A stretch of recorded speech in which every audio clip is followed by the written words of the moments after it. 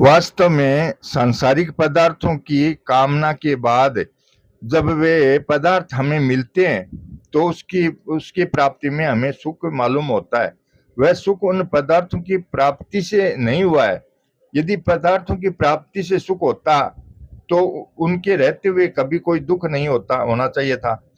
कम से कम जो पदार्थ कामना के बाद मिला है उस पदार्थ को लेकर तो दुख होना ही नहीं चाहिए, किंतु फिर भी दुख होता है। इससे यह सिद्ध होता है कि पदार्थ प्राप्त होने के बाद होने वाला सुख पदार्थ प्राप्ति का सुख नहीं है, अपितु कामना निकल जाने का सुख है।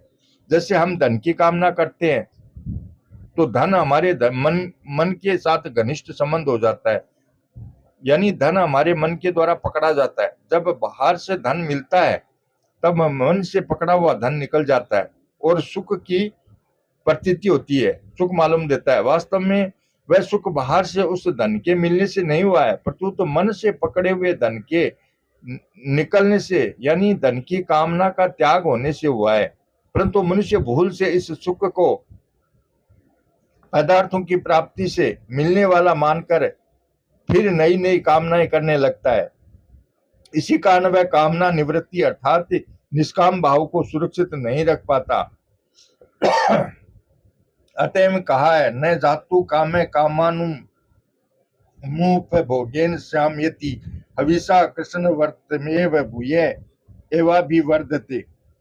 विषयों के उपभोग से कामना कभी शांत नहीं होती, अपितु घी से अग्नि के समान बार बार अधिक ही बढ़ती जाती है। यदि मनुष्य यह विचार करे कि वास्तव में सुख तो कामना छोड़ने से ही होता है, तो फिर उसके जीवन में कामनाओं का कोई स्थान रह ही नहीं सकता।